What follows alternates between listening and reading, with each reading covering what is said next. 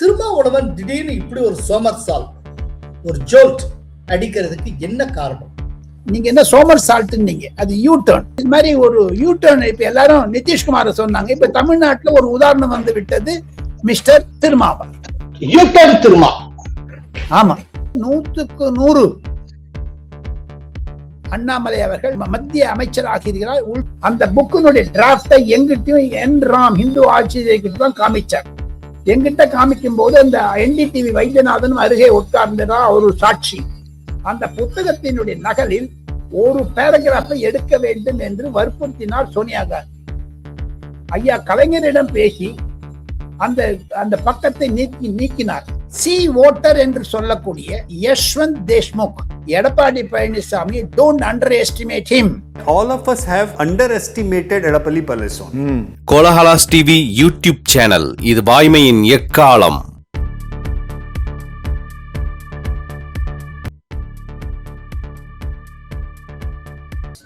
வணக்கம் நண்பர்களே. தமிழக அரசியல் சூடுபிடித்து வருகிறது. தேர்தல் களம் களை கட்டி வருகிறது. ஒவ்வொரு நாளும் பரபரப்பு, திருப்பம். இப்படிப்பட்ட சூழ்நிலையில் நம்மோடு உரையாட காணொளி மூலம் இணைகிறார் பத்திரிகை உலக ஜாம்பவான் டெல்லியார் ராஜகோபாலன். வணக்கம் ராஜகோபாலன். நமஸ்காரம் நமஸ்காரம் நமஸ்காரம் சார். இப்போ இந்த சனிக்கிழமை மாலை 7:15 மணி அளவுல நாம இந்த ரெக்கார்டிங் நடத்திட்டு இருக்கோம். ஆக்சுவலா இந்த ரெக்கார்டிங் ஆரம்பிக்கிறதுக்கு சில மணி நேரத்துக்கு முன்பு இருந்து ஒரே பரபரப்பு. திருமாவளவன் காட்டுமன்னார் கோயிலில் போட்டியிட போவதில்லை அப்படிங்கிற ஒரு கருத்து வெகுவாக எல்லா மீடியாக்களிலும் அடிபட்டது. அதுக்கு காரணம், இன்றைக்கு அதாவது இந்த சனிக்கிழமை அன்னைக்கு திருமாவளவன் வேட்புமனு தாக்கல் செய்வதாக இருந்தது. திடீர்னு அவர் வேட்புமனு தாக்கல் செய்யவே இல்லை. ஏன் என்ன அப்படிங்கிற கேள்விகள் எழுந்தன. கடைசியில அதுக்கு ஒரு பதில் கிடைத்தது. என்னன்னா, கூட்டணி கட்சி தலைவர்கள் நிறைய பேர் திருமாவளவனை அணுகி, நீங்க லோக்சபா MP பதவியை ரிசைன் பண்ணிட்டு இந்த மாதிரி MLA போஸ்டுக்கு போட்டியிட போறேன் அப்படின்னு களமிறங்கிறது வேண்டாம், வெட்டி வேலை தயவு செய்து வேண்டாம் அப்படின்னு சொன்னதாக கேள்விப்படுகிறோம். அவங்க சொன்னதுக்கு பின்னால அப்படியெல்லாம் அந்த கூட்டணி கட்சி தலைவர்கள் திருமாவளவனிடம் வேண்டுகோள் விடுப்பதற்கு காரணம் என்ன அப்படின்னா, அவர் ஒருவேளை இந்த காட்டுமன்னார் கோயில ஜெயிச்சு லோக்சபா MP பதவியை ராஜினாமா செய்தால் அந்த இடத்துக்கு பை எலெக்ஷன் வரும். பை எலெக்ஷன்ல இப்ப இருக்கிற சிச்சுவேஷன் ட்ரெண்ட் படி DMK கூட்டணியில யாரு நின்னாலும் படுதோல்வி அடைவார்.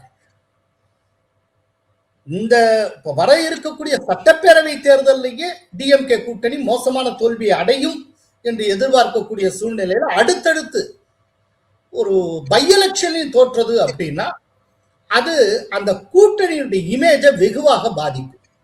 அதனால தயவு செய்து நீங்க போட்டியிட வேண்டாம் அப்படின்னு கேட்டுக்கொண்டதாக கூறப்பட்டது. இந்த சூழ்நிலையில திடீர்னு பிரஸ்ல திருமாவளவன் தோன்றி, நான் காட்டுமன்னார் கோயிலில் போட்டியிட போவதில்லை அப்படின்னு அறிவித்திருக்கிறார்.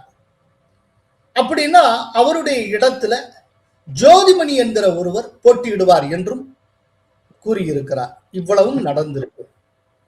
என் நிலைப்பாட்டை தள்ளி வைக்கிறேன், என் உத்தியை மாற்றி அமைக்கிறேன். நான் போட்டியிடுவதாக அறிவிக்கப்பட்ட காட்டுமன்னார் கோவில் தொகுதியில் மறைந்த தலைவர் ஐயா இளைய பெருமாள் அவர்களின் இளைய மகன் ஜோதிமணி அவர்கள் வேட்பாளராக போட்டியிடுவார். திருமாவளவன் திடீர்னு இப்படி ஒரு சோமர்சால்ட், ஒரு ஜோல்ட் அடிக்கிறதுக்கு என்ன காரணம்? ஆரம்பத்திலிருந்தே இந்த தொகுதி பங்கீடு பேச்சுவார்த்தை தொடங்கி இப்ப வரைக்கும் விடுதலை சிறுத்தைகள் கட்சிக்குள்ள பெரிய இழுபறி தள்ளு முள்ளு நடந்து கொண்டே இருக்கிறது. இதுக்கு இடையில இன்னொன்னு நான் சொல்லிட்டு அதுக்கப்புறம் நீங்க ஃபுல்லா உங்களுடைய ஆன்சரை சொல்லுங்க. அதாவது திருமாவளவன் வேட்பாளர்கள் பட்டியலை வெளியிட்டு அவர் காணொளி மூலமாக பேசினார். அப்போ அந்த காணொளி மூலமா பேசுறப்போ நிறைய ஒரு மன வருத்தத்துடன், உளவியல் சிக்கல்களுடன் இப்படியெல்லாம் அவர் சொன்னார். பல்வேறு வருத்தங்கள் நமக்கு இருந்தாலும் கூட, அதாவது நிறைய கூடுதல் தொகுதிகளை கேட்டு பெற முடியவில்லை என்கிற வருத்தம், இன்னும் பல வருத்தங்கள், வலிகள் நமக்கு உண்டுதான். இதுதான் தேர்தல் அரசியல். ஒரு நீண்ட நெடிய உளவியல் போராட்டங்களுக்கு பின்னர் நான் இந்த வேட்பாளர் பட்டியலை அறிவிக்க இருக்கிறேன். அதே போல நான் கேட்ட தொகுதி கிடைக்கல அப்படிங்கறத ரொம்ப ஓப்பனா சொல்லி இருந்தார். நாங்க பல்லாவரம் கேட்டோம், பன்ருட்டியை கொடுத்தார்கள். இந்த மாதிரி எல்லாம் அரூர் கேட்டோம், அரக்கோணம் தந்தார்கள் அப்படின்னு சொல்லி ஏதோ கேட்காத தொகுதியில எங்க தலையில கட்டிட்டாங்க அப்படின்னு சொல்லி அரூர் வேண்டும் என்று வலியுறுத்தி கேட்ட நிலையில் நமக்கு அரக்கோணத்தை தந்தார்கள். பல்லாவரம் வேண்டும் என்று கேட்ட நிலையில் பன்ருட்டியை தந்தார்கள். இப்படி கடைசி நிமிடத்தில் முடிவானது. டிஎம்கே தலைமையுடைய பெயரை சொல்லாமல் சாடி தன்னுடைய மன வருத்தத்தை எல்லாம் வெளிப்படுத்தி இருந்தார். சோ ஆரம்பத்திலிருந்தே இந்த தேர்தலை பொறுத்தளவுல ரொம்ப தொடக்கத்திலிருந்தே விடுதலை சிறுத்தைகளுடைய நிலைப்பாடுங்கிறது ஒரே குழப்பமாகவும் ஜிக்ஸாக்காகவும் இருந்தது. கடைசியில போட்டி இடுகிறேன் அப்படின்னு சொன்ன திருமாவளவனும் இப்ப காட்டுமன்னார் கோயிலில் போட்டியிட போவதில்லை என்று சொல்லியிருக்கிறார். இத குழப்பத்தின் உச்சமாக பார்க்க வேண்டியிருக்கிறது. இப்ப இந்த விஷயம் குறித்து உங்களுடைய கருத்துகள் என்ன? விரிவா சொல்லுங்க ராஜகோபால். திருமாவளவன் ஒரு மூத்த பார்லிமெண்டேரியன்.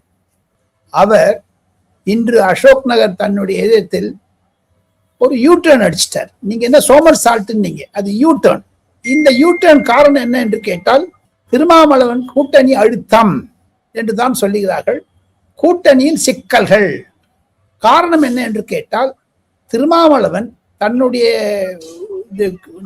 கேடர்ஸ், தன்னுடைய பார்ட்டியினுடைய ஊழியர்கள் எல்லாருமே தமிழ் வெற்றி கழகத்திற்கும் சில பேர் அதிமுகவிற்கும் எடப்பாடி பழனிசாமியிடம் போவார் என்ற ஒரு அந்த ஓட்டுகள் போவதை தவிர ஊழியர்களும் மனம் கலங்கி இருக்கிறார்கள் என்பது யதார்த்தம். அதைத்தான் திருமாவளவன் ஒரு அரை மணி நேரம் டெவலப் பண்ணிட்டு கடைசியில அதை சொன்னார், நான் இடத்துல போட்டியிட போவதில்லை என்று. இது ஒரு யூடர்னாகத்தான் பார்க்கிறார்கள். இதில் ராகுல் காந்தி முதல் பட நம்ம ஸ்டாலின் உள்பட பலர் பேசி அவரை கன்வின்ஸ் பண்ணியிருக்காங்க. இது ஒரு பெரிய தோல்வி விடுதலை சிறுத்தை கட்சிக்கு என்று தான் சொல்லுகிறார்கள். இதனுடைய முக்கிய காரணம் என்ன என்று கேட்டால் திமுக கூட்டணியில் ஒரு அழுத்தங்கள் வந்துவிட்டது, வித்ட்ராயல் சிண்ட்ரோம் வந்துவிட்டது. அவருடைய தோல்வியைத்தான் அவர்கள் எதிர்பார்க்கிறார்கள். திருமாவளவன் அதுல ஒவ்வொரு பேஸ்புக் இன்டர்வியூல எல்லாம் ஏன் அவர் தொலைக்காட்சியில் வரலங்க, யாரோ கேள்வி கேட்பான்னுட்டா இல்ல, அவர் பேஸ்புக்ல ஏன் டைரக்ட் லைவ் டெலிகாஸ்ட் பண்றாரு. அதுல தாங்கள் கூறியது போன்று தன்னுடைய தாபங்களை வெளியிட்டார், தனக்கு இருக்கக்கூடிய வேதனைகளை வெளியிட்டார். இந்த பின்னணியில் தான் திருமாவளவனுடைய யூடர்ன் பாலிடிக்ஸ் செய்தது திருமாவளவன். அவருக்கு தோல்வி பயம் வந்து விட்டது, கட்சி உடையுமோ என்ற ஒரு பயம் வந்து விட்டது. இது டெல்லிக்கு லாபம். ஸ்டாலின் எப்ப பார்த்தாலும் டெல்லி டெல்லின்றாரு, ஏன் டெல்லியில இருந்து ராஜினாமா பண்ணல? இது டெல்லிக்கு லாபமாகத்தான் நான் கருதுகிறேன். சட்டசபைக்கு ஒரு திமுகவிற்கு ஒரு தோல்வியாகத்தான் நான் இழப்பாகத்தான் பார்க்கிறேன். இந்த யூடர்ன் மூலமாக விடுதலை கட்சிகள் பிளவை அவர் சமாளித்தார். இல்லைன்னா இந்த ஷானவாஸ் ஹுசைன் போன்றவர்கள் எல்லாம் திமுகவில் சேருவதாக தயார் செய்து விட்டார்களே. இப்பொழுது அவரை சமாதானப்படுத்தி தன்னுடைய கேடர்ஸை சமாதானப்படுத்துவதனால் ஒரு காங்கிரஸ்காரருடைய மகன் இளைய பெருமாள் என்பவர் நான் நன்றாக அறிந்தவர். அவர் லோக்சபா எம்பியாக தமிழ்நாடு காங்கிரஸ் தலைவராக இருந்தார். அவர் எம்பியாக இருக்கும்போது நான் தினமணியில் பணிபுரிந்து கொண்டிருந்தேன். அவரை அடிக்கடி பார்க்க வேண்டிய, அவருடைய மகனுக்கு கொடுக்க வேண்டிய நிலைமை என்ன?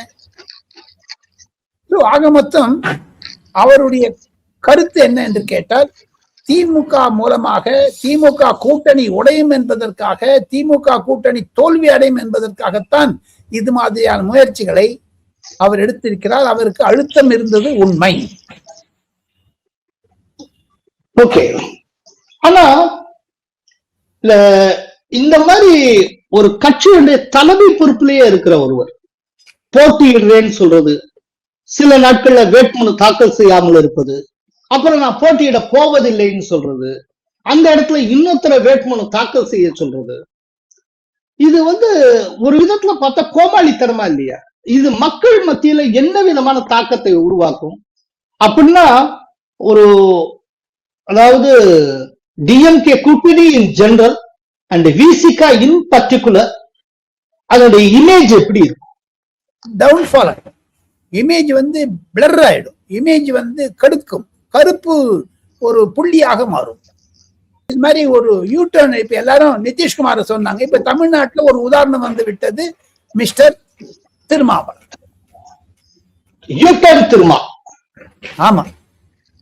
ஓ ஓகே சார். இதுக்கு மத்தியில பிரதமர் மோடி சனிக்கிழமை சென்னை வந்திருந்தார். சென்னையில பல்வேறு நிர்வாகிகளை சந்தித்து பேசி இருக்கிறார். அது இன் கேமரா மீட்டிங். என்ன பேசியிருப்பாங்கிறது யூகிக்க முடிகிறதா? ஏன்னா யாருக்கும் அவங்க என்ன பேசியிருப்பாங்கன்னு தெரியாது. பட் நம்மளால யூகிக்க முடியும் என்ன பேசியிருப்பாங்கன்னு நினைக்கிறேன்.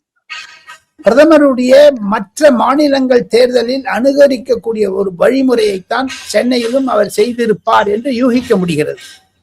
மேற்கு வங்காளத்தில் போன பொழுது சுவேந்து அதிகாரியும் அந்த திலீப் கோஷையும் கூப்பிட்டு 2 மணி நேரம் தனியாக பேசியிருந்தார். அப்புறம் அங்கு பாஜக தலைமையுடன் பேசினார். கேரளா அவர் அசாம் போயிருந்த போது பல தலைவர்களை கூப்பிட்டு சொன்னார். அவர் ஒருங்கிணைப்பது ஒன்னே ஒண்ணு சீனிவாசன், அவருடைய காமன் ஃபேக்டர் பூத் இம்பார்ட்டன்ட், பூத்துக்கு பண்ணணும் என்பதுதான். அதை ஒரு வலியுறுத்துவதை தவிர திராவிட முன்னேற்ற கழக ஆட்சியை சீர்குலைய வைப்பது, அந்த கூட்டணியை சீர்குலை வைப்பது என்பதுதான் அவருடைய யூகமாக இருந்தது. காரணம், அமித்ஷா எப்ப பேசினாலும் சரி, ராஜ்யசபாலையும் லோக்சபாலையும் திமுக டிஎம்கே சர்க்கார் உக்கார்க்கே பெங்குங்கா, வேரோட மண்ணோட எடுத்து போடுவேன் இந்தியில சொன்னார். அது பிரதமர் நரேந்திர மோடியினுடைய கருத்தாக அவர் பிரதிபலிக்கிறார் அமித்ஷா என்பதுதான் யதார்த்தம். சோ ஆக மொத்தம் அந்த 9 பேர் 10 பேரும் சொல்றாங்க. அது தமிழக பாஜக தலைவர்கள்லாம் கன்ஃபார்ம் பண்றாங்க. அதுல பியூஷ் கோயல் இருந்ததும், அதுல அரவிந்த் மேனன் இருந்ததும், அதுல அண்ணாமலையும் நயினார் நாகேந்திரன் தான் பிரைம் மினிஸ்டர் பக்கத்துல உட்கார்ந்தார்லாம் நான் கேள்வி. சுதாகர் ரெட்டி வந்திருக்காரு. இது நடுவுல தமிழிசை, அப்புறம் வானதி சீனிவாசன் என்றார். அவங்க சொன்னது குறைந்தது 15 சீட்டுல இருந்து 20 சீட்டுக்கு நம்ம எய்ம் பண்ணணும், எவ்வளவு வருது வரட்டும், பட் காம்பெயின் நன்னா பண்ணணும், இந்த திமுக அரசுக்கு எதிராக செய்ய வேண்டும் என்பதுதான் அவருடைய பேச்சு. எது இருந்தோம் ஓரிரு நாட்களில் என்ன பேசினார் என்பது டெல்லியிலும் கசியும், சென்னையிலும் கசியும். So we have to wait and watch. Prime மினிஸ்டருடைய கோஆர்டினேஷன் எஃபெக்ட் இருக்கு பாருங்க. ஊழியர்களையும் கேடர்களையும் உசுப்பி விடுவது, முறுக்கி விடுவது, தேர்தலில் உற்சாகப்படுத்துவது, எந்த மாநிலங்களில் செய்தாரோ அது தமிழகத்தில் ரிப்பீட் பண்ணியிருக்காருன்னா என்னுடைய கருத்துங்க. அதுதான் யூகிக்க முடியறதுங்க.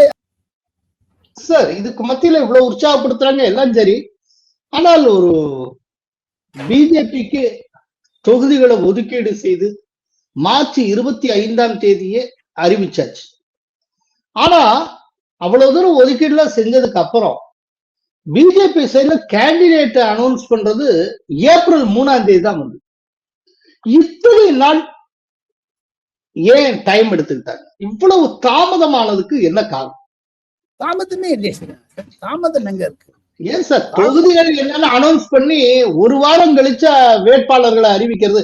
அப்படின்னா அந்த 1 வார காலம் ப்ராபபிள் கேண்டிடேட்ஸ் யாருமே ஒர்க்கே பண்ணல சார். மற்ற கட்சிகள் சுறுசுறுப்பா எல்லா தொகுதியும் வேலை பார்த்துட்டு இருக்காங்க. பிஜேபி கேண்டிடேட்ஸ் யாராலையும் ஒர்க் பண்ண முடியல. ஏன்னா ஒருவேளை இவ்வளவு தூரம் ஒர்க் பண்ணி செலவழிச்சுட்டு கடைசியில தன்னுடைய கேண்டிடேச்சர் இல்லாம போச்சுன்னா, அந்த லிஸ்ட்ல இல்லாம போச்சுன்னா எல்லாம் நஷ்டமாயிடும் சொல்லி கையை கட்டிட்டு உட்காந்துருக்காங்க சார். குரூஷியல் டயத்துல பிஜேபி காரங்க யாரும் அந்த 27 தொகுதியில வேலையே நடக்கல. இது எப்படி தாமதம் இல்லைன்னு சொல்ல முடியும் சார்? போட்டியில போறதே 27 தொகுதி, 27 தொகுதிக்கு கேண்டிடேட்ஸ் அனௌன்ஸ் பண்றதுக்கு இத்தனை நாளா சார்? டெல்லியில் இருக்கக்கூடிய சில சம்பவங்கள் தமிழகத்தினுடைய நேயர்களுக்கும் கோலால சீனிவாசன் நேயர்களுக்கும் நான் பகிர்ந்து கொள்கிறேன். ஒரு பீக் ஆஃப் தி வார் நடக்குதுங்க சீனிவாசன்.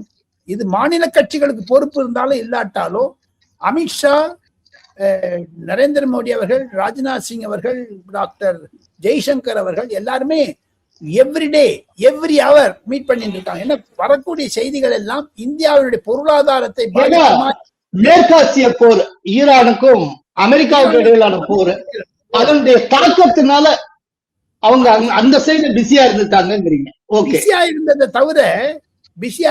தவிர அந்த ஒரு 6 நாட்கள் நீங்க சொல்றீங்களா அந்த மார்ச் 25 மே இது ஏப்ரல் 3 அது மட்டும் சீனிவாசன் அந்த ஒரு வாரத்துல குறைந்தது பிரதமர் கேபினட் கமிட்டி ஆன் செக்யூரிட்டியை 50 முறை கூட்டியிருக்கிறார். அவருக்கு கவலை முழுக்களும் இந்திய பொருளாதாரம், இந்திய மக்களுக்கு எல்பிஜி கிடைக்கணும், கிடைக்கலைங்க. ஒண்ணு சீனிவாசன், நரேந்திர மோடியினுடைய ஒரு ஆளுமையின் ஆதிக்கம் என்ன என்று கேட்டால், ஈரானுடைய ஜனாதிபதியுடன் பேசி அங்க இருக்கக்கூடிய சேர்ந்து 21 கப்பல்கள் கேஸ் பெட்ரோல் வந்ததை அனுமதிக்க செய்தார் நரேந்திர மோடி. அதுதான் இம்பார்ட்டன்ட். தமிழ்நாடு முக்கியம், யாரும் இல்லை என்று சொல்லவில்லை. தமிழ்நாடை விட வெஸ்ட் பெங்கால் முக்கியம், யாரும் இல்லை என்று சொல்லவில்லை. அசாமில் அவர் சொல்லிட்டாரு, ஹேமந்த விஸ்வ சர்மா எங்கிட்ட விட்டுருங்க, எல்லாம் பார்த்துடுறேன். அங்க அசாமில் மீண்டும் 3வது முறையாக பாஜக சர்க்கார் வர இருக்கிறது. தமிழ்நாட்டிற்கு கவனம் செலுத்தினார்கள். அதனால்தான் பியூஷ் கோயலுக்கு டெபியூட் பண்ணார். பியூஷ் கோயல் பாருங்க, சவுத் ஆப்பிரிக்கா போயிட்டு WTO அந்த ட்ரம்ப்னுடைய வம்புனால பாதிக்கப்பட்டது தமிழ்நாடு. ட்ரம்ப் வந்து டேரிஃப் போட்டதுனால தமிழ்நாட்டுக்கு கூட திருப்பூர் போன்ற இடங்களுக்கு எல்லாம் அதிக விரைவாக வந்துருச்சு. இதையும் தவிர இந்த பியூஷ் கோயல் கோஆர்டினேட் பண்ண, இதுதாங்க ரகசியம், இதுதாங்க உண்மை. சார் அப்படின்னா நீங்க சொல்ல வர்றது, சார் ஒரு நிமிஷம், நீங்க சொல்ல வர்றது மேற்காசிய போர், அது சம்பந்தப்பட்ட பரபரப்பான சூழல், மோடி, அமித்ஷா இவங்க எல்லாரும் அதுல கான்சென்ட்ரேட் பண்ண வேண்டியது இருந்ததுனால இங்க தமிழ்நாடு கேண்டிடேட்ஸ் லிஸ்டுக்கு கன்கரன்ஸ் கொடுக்கறதுக்கு தாமதமாச்சா? அமித்ஷா வந்து கன்கரன்ஸ் கொடுக்கறதுக்கு பார்த்து டிஸ்கஸ் பண்ணி அந்த கன்கரன்ஸ் கொடுக்கறதுல தாமதமாச்சு, அதனால தாமதம்ங்கிறீங்களா? என்ன அது இந்த மாதிரி போகுது. இப்ப பாருங்க, நான் சொல்றேன், எந்த தலைவர்கள், அரசியல் தலைவர்கள் வந்தாலும் அமித்ஷா வந்து ராத்திரி 10 மணி இல்ல 9 மணில இருந்து 2 மணி மட்டும் பாக்குறாரு. டேட் ஆயத்த முழுக்கணும் ஈரான் அமெரிக்கா போர் என்னதான் செய்வாங்க சார்? பொறுப்பில் இருக்கிறார் சீனிவாசன். இந்தியாவோட 140 கோடி மக்களுடைய சுமையை நரேந்திர மோடி தாங்கி கொண்டிருக்கிறார். அதுதான் டிலே. நீங்க சொன்ன மாதிரி அதுதான் டிலே. எல்லா லிஸ்டும் செய்யாது. அது நிதின் நபின் வந்து வெஸ்ட் பெங்காலுக்கு அனுப்பிச்சிட்டாங்க. ஏன்னா பீகாரும் வெஸ்ட் பெங்காலும் அந்த பார்டர், அந்த இடத்துல வந்து 12 நாள் சுற்றுப்பயணம் செய்திருக்கிறார்.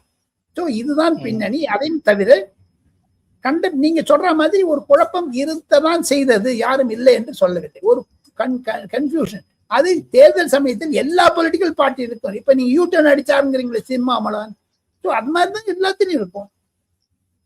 ஓகே சார், இதற்கு மத்தியில பிஜேபி வெளியிட்ட வேட்பாளர்கள் பட்டியலில் அண்ணாமலை பெயர் இடம்பெறவில்லை. அது ஏன் என்கிற கேள்வி சமூக ஊடகங்கள்ல பெருவாரியாக வைக்கப்படுகிறது. என்ன காரணம்? இது சம்பந்தமா நான் ஒரு கருத்தையும் சொல்லியிருந்தேன் என்னுடைய காணொலியில. அண்ணாமலையின் பெயர் ஏன் இடம்பெறவில்லை அப்படின்னு நீங்க கேட்கறதோட, மத்தியில அமைச்சராக இருக்கிற எல் முருகனின் பெயர் ஏன் இந்த பட்டியலில் இடம்பெற்றதுன்னு கேட்டு பாருங்க. அதனால இந்த தேர்தல் முடிஞ்ச கையோட மத்திய அமைச்சராகிறார் அண்ணாமலை. நானும் கேட்டேன்.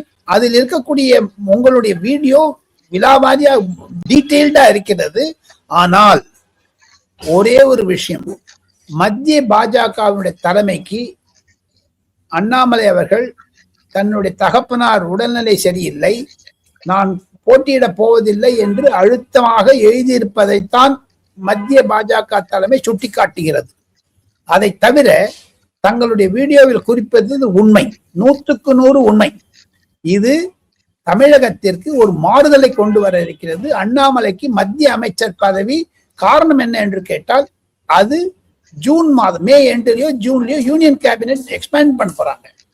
அதுல டாக்டர் எல் முருகன் மத்திய பிரதேசத்திலிருந்து எம்பியா இருக்கிறார். எம்எல்ஏக்கு கண்டெஸ்ட் பண்றாரு. எம்எல்ஏ ஜெயிச்சிருவாரு ஒரு இன்டென்ஷன் இருக்கு, ஒரு ஹோப் இருக்கு. அதுல பாத்தீங்கன்னா அந்த பாசிபிலிட்டி ஆஃப் தட், எப்படி நிதிஷ்குமார் எம்எல்ஏல இருந்து எம்பி ஆனாரோ, இவர் எம்பில இருந்து எம்எல்ஏ வரார் எல் முருகன். அந்த வேகன்சியில கண்டிப்பாக 100க்கு 100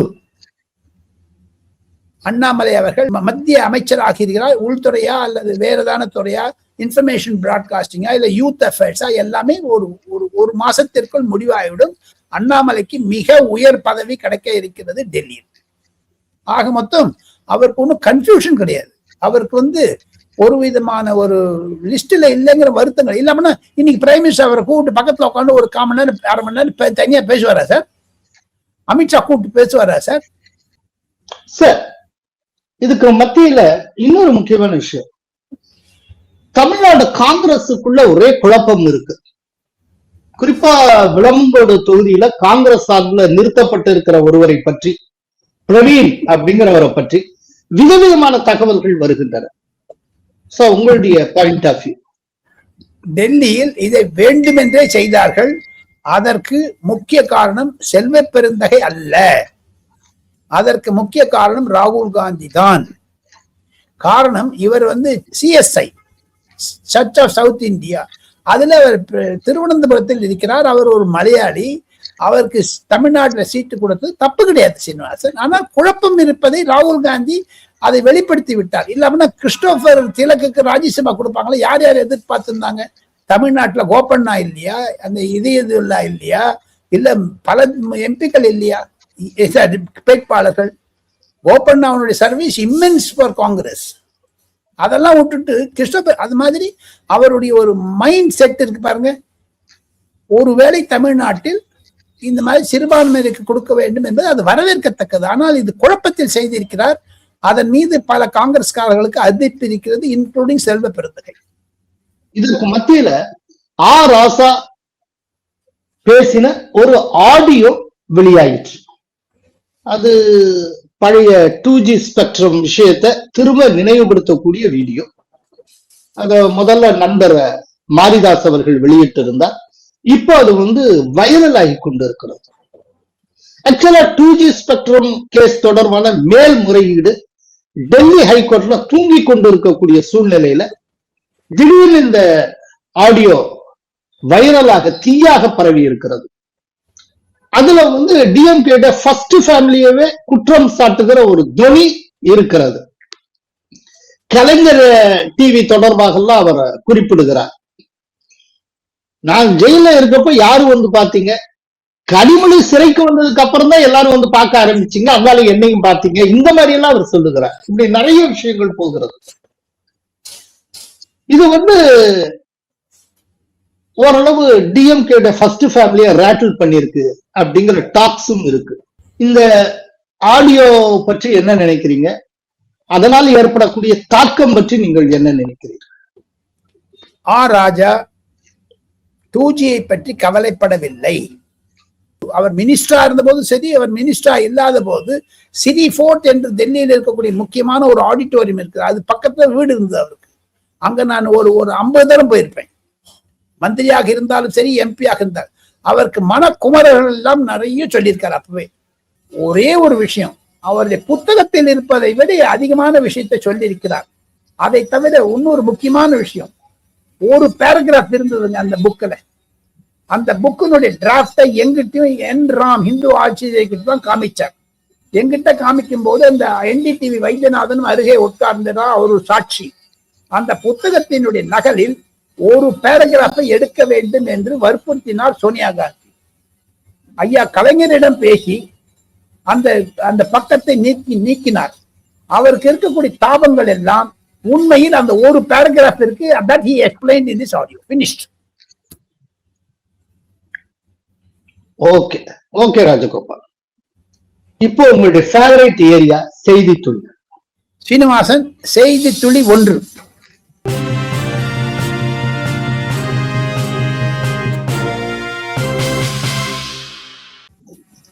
திமுகவிற்கு ராஜ்யசபையில் 10 எம்பிக்கள் இருக்கிறார்கள், லோக்சபாவில் 22 எம்பிக்கள் இருக்கிறார்கள். இந்த 32 எம்பிக்களுக்கும் சவால் விடக்கூடிய அளவிற்கு அதிமுக சார்பாக எடப்பாடி பழனிசாமியினுடைய ஆதரவின் பெயரில் இன்பதுரை தேர்ந்தெடுக்கப்பட்டார். இந்த குறுகிய காலத்தில் இன்பதுரை மிக மிக பாப்புலர் ஆகிவிட்டார் டெல்லியில். பாஜக எம்பிக்கள் மற்றும் பல டிஎம்சி திரிணாமுல் காங்கிரஸ் எம்பிக்கள், ஏன் காங்கிரஸ் எம்பிக்கள் கூட அவருடன் கலந்துரையாடி அவரிடம் இருக்கக்கூடிய செய்திகளை சேகரிக்க வேண்டும் என்று சொல்லுகிறார். இன்க்ளூடிங் நான் ஒரு பெரிய இன்னொரு ரகசியத்தை சொல்றேன். Jairam Ramesh is in touch with Anbadurai. இது திராவிட முன்னேற்ற கழகத்திற்கு கதி கலங்குறாங்க, ஜுரம் வருது சீனிவாசன். அவர் எழுந்து ராஜ்யசபால பேச ஆரம்பிச்சார்னா திருச்சி சிவா முகத்தில் ஒரு எரிச்சலை பார்க்கலாம். அவர் தன்னுடைய வழக்கறிஞருடைய ஒரு பழக்கத்தினால், பயிற்சியினால் ராஜ்யசபாவில் பல முறை திராவிட முன்னேற்ற கழகத்தை பற்றி பேசும்பொழுதெல்லாம் திராவிட முன்னேற்ற கழக எம்பிக்கள் ஓரிருவர் இருந்தார். 10 பேர் 2 பேர் 3 பேருக்கு மேல எப்பவுமே இருக்குது கிடையாது சீனிவாசன். 10 பேர் இருக்க வேண்டியதான். இப்ப இன்புதரை வந்துட்டாருன்னா எல்லா 10 பேரும் வந்துடுறாங்க சீனிவாசன் ராஜ்யசபால. ஆக மொத்தம் அவர் ஒரு புயலாக இருக்கிறார், இடியாக இருக்கிறார், பூகம்பமாக இருக்கிறார் என்பதுதான் செய்தி துளி 1.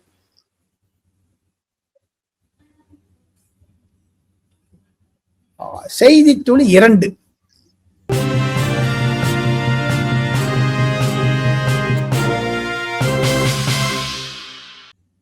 சி ஓட்டர் என்று சொல்லக்கூடிய யஷ்வந்த் தேஷ்முக் அவர் ஒரு கருத்து கணிப்பு செய்திருக்கிறார் சி ஓட்டர் மூலமாக.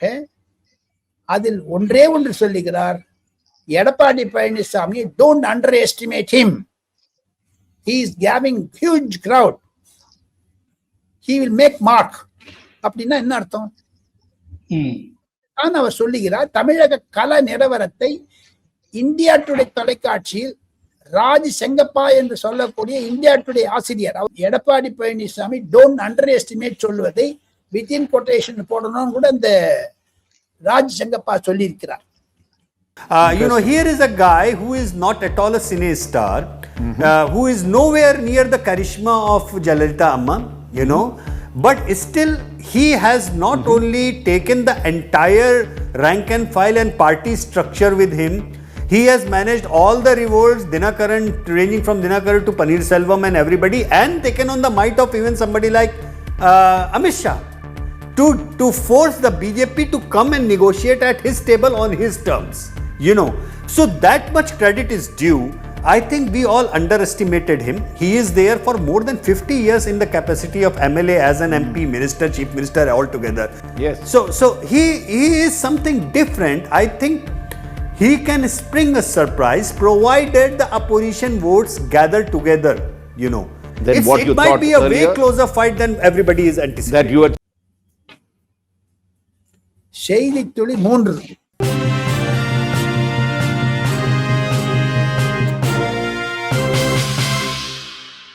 ராகுல் காந்தி அவர்கள் ஏன் தமிழகம் வரவில்லை என்று நாளைக்கு வந்தாலும் சரி வராட்டாலும் சரி புதுச்சேரிக்கு போற தமிழ்நாட்டுக்கு வரல வருவான்னு சொல்றாங்க.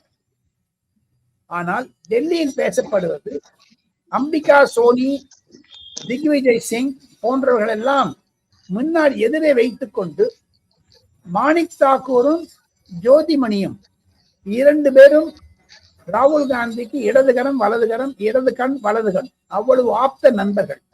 அவர்கள் மூலமாக ட்விட்டர்ல போட சொன்னதும் பிரவீன் சக்கரவர்த்தி உசுப்பி விட்டதும் அவர்கள் மூலமாக ஒரு கருத்து என்ன உருவாகிறது என்றால், அம்பிகா சோனி போன்றவர்களுடைய கருத்து தான் நான் பிரதிபலிக்கிறேன். ராகுல் காந்திக்கு திமுக மீது நம்பிக்கை இல்லை.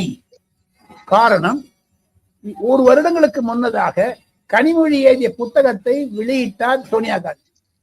அப்பொழுது சத்தியமூர்த்தி பவனுக்கு சென்று சோனியா காந்தி சொன்னது, தமிழகத்தில் எப்படி பாஜக வளர்கிறது, ஏன் திராவிட முன்னேற்ற கழகத்துடன் ஒரு எதிர்த்து சொல்லனாலும் கூட be a opposition to them, என்னென்ன பொதுமக்களுடைய பிரச்சனைகள் எல்லாம் பிரதிபலிக்க வேண்டாமா என்று சாடி இருக்கிறார். அதனுடைய தொடர்ச்சி தான் ராகுல் காந்தி செய்து வருகிறார். ராகுல் காந்திக்கு திமுக மீது ஒரு வெறுப்பு இருக்கிறது. செல்வ பெருந்தகை ராகுல் காந்தி நினைக்கிறார், திராவிட முன்னேற்ற கழகத்துடைய தலைவர் மு.க. ஸ்டாலின் அவர்கள் தன்னுடைய ஷர்ட் பாக்கெட்ல செல்வ பெருந்தகை வைத்துக் கொண்டு விட்டார், காங்கிரஸை கபலீகரம் செய்து விட்டார் ஸ்டாலின் என்பதுதான் ராகுல் காந்தியுடைய மன கருத்து. சீனிவாசன், இதுதாங்க முக்கியமானது.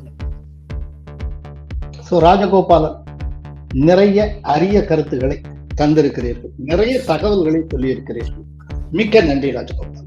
கோலஹலாஸ் டிவி யூடியூப் சேனல், இது வாய்மையின் எக்காலம்.